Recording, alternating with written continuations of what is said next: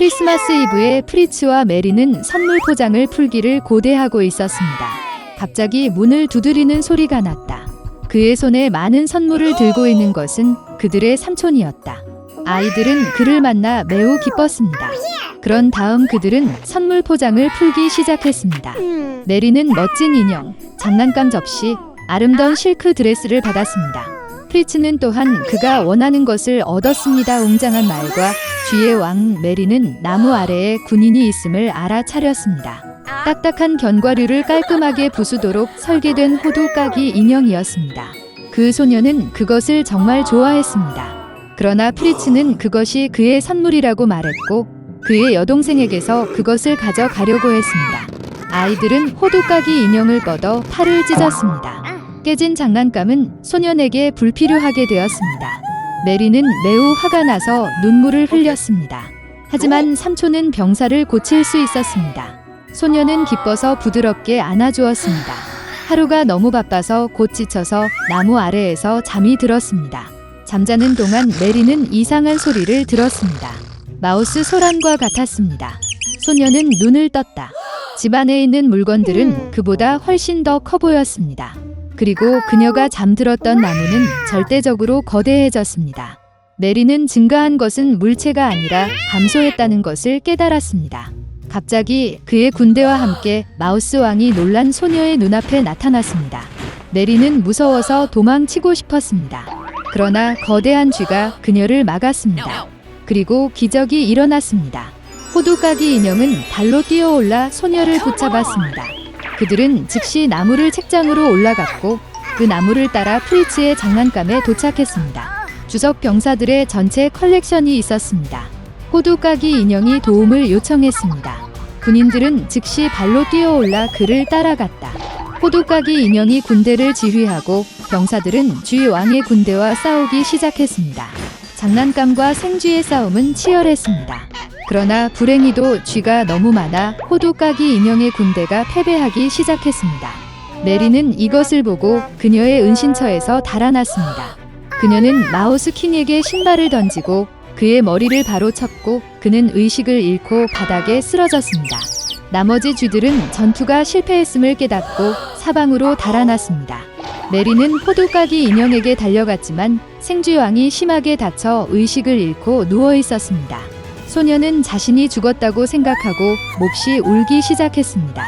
그리고 갑자기 메리 뒤에 아름다운 요정이 나타났습니다. 그녀는 소녀를 돕기로 결정했습니다. 지팡이를 흔들면서 그녀는 호두까기 인형을 되살렸습니다. 두 번째 지팡이를 흔들자 요정은 군인을 멋진 왕자로 변신시켰다. 메리와 호두까기 인형은 사랑스러운 눈빛으로 서로를 바라보다가 눈을 뗄 수가 없었습니다.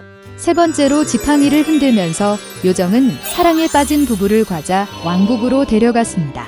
그곳의 나무는 사탕으로 만들어졌고 꽃은 마멀레이드로 만들어졌습니다. 멋진 장소였습니다. 메리는 기쁨으로 잠시 눈을 감았습니다.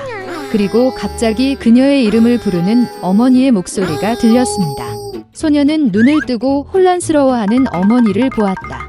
메리는 또한 무슨 일이 일어나고 있는지 이해할 수 없었습니다.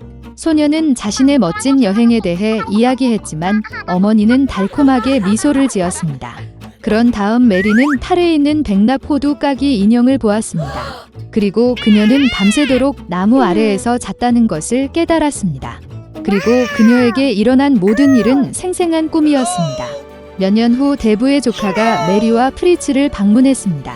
그가 집에 들어가 자마자 소녀는 놀라서 바닥에 쓰러질 뻔했습니다. 소녀는 두 방울의 물처럼 호두까기 인형처럼 보였다. 그는 또한 첫눈에 메리를 좋아했습니다. 얼마 후 그들은 결혼하여 마법의 과자 왕국에서보다 더 나쁘지 않게 살았습니다. 오래전 사막 왕국 아그라 바에 원숭이 아부와 함께 가난한 알라딘이 살았습니다. 살아남기 위해 그는 시장에서 음식을 훔쳐야 했습니다. 그러나 이것에도 불구하고 알라딘은 굶주린 아이들에게 훔친 모든 것을 분배했기 때문에 친절하고 정직했습니다. 어느 날 알라딘은 도시를 걷다가 사과 상인이 어린 소녀를 위협하는 것을 알아차렸습니다. 그녀는 묻지 않고 아이에게 사과를 주었습니다. 그리고 이제 그녀는 돈을 지불해야 했습니다. 한 소매자가 경비원을 부르는 것을 보고 얼레더는 소녀를 구하기로 결정했습니다. 그는 그녀의 손을 잡고 그녀가 숨는 것을 도왔습니다. 그러나 경비원들은 여전히 도망자들을 따라 잡았습니다. 그리고 알라딘이 구한 소녀는 자스민 공주였습니다. 경비원은 그 남자를 지하 감옥에 가두었습니다. 같은 날 밤 술탄 자파르의 사악한 고문은 자신의 감방으로 향했습니다. 알라딘이 경이의 동굴에서 마법의 램프를 얻을 수 있도록 도와주면 그는 엄청난 부를 약속했습니다. 그리고 알라딘은 동의했습니다. 자파르는 원숭이를 데리고 동굴로 데리고 갔지만 입구 앞에서 램프를 제외한 모든 것을 만지는 것을 금했다. 동굴에서 알라딘은 마법의 융단과 램프를 발견했습니다. 그러나 아부는 금지를 견딜 수 없었고 루비 중 하나를 만졌습니다. 동굴이 무너지기 시작했습니다. 그런 다음 마법의 융단이 그들을 붙잡아 폐허가 된 성터로 날아갔습니다. 알라딘은 오랫동안 불가사의의 동굴에서 가져온 램프를 바라보았다. 그녀는 매우 먼지가 많았습니다. 알라딘이 손으로 램프를 문지르자 진이 터졌다. 그는 알라딘에게 자신이 수년 동안 램프에 있었으며 그의 구원을 위해 3가지 소원을 성취할 수 있다고 발표했습니다. 알라딘은 2가지 욕망만을 사용하고 3번째 욕망은 진을 램프에서 영원히 해방시키겠다고 약속했습니다. 별을 보며 알라딘은 공주를 떠올렸다. 그는 제스민과 사랑에 빠졌지만 평범한 도둑은 공주에게 깊은 인상을 줄 수 없었습니다. 그런 다음 알라딘은 왕자가 되려는 첫 소원을 보냈습니다. 술탄의 궁전에 도착한 알라딘은 왕자의 모습으로 자스민의 심장을 얻으려고 노력했습니다. 그러나 공주는 바자에서 그녀를 구한 평민과 오랫동안 사랑에 빠졌기 때문에 단호했습니다.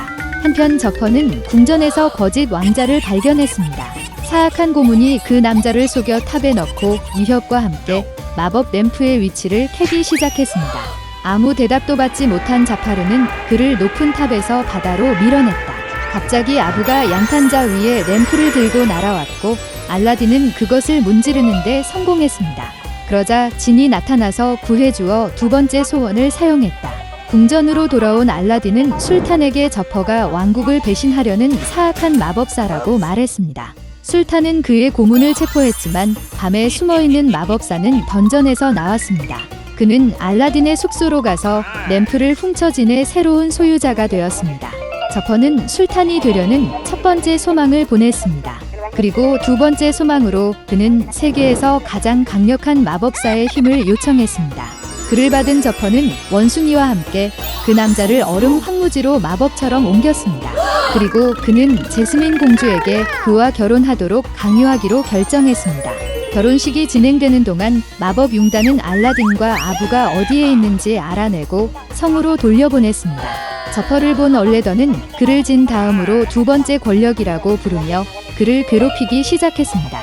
그러자 화난 자파르는 전능한 지니가 되고 싶은 마지막 소원을 보냈습니다.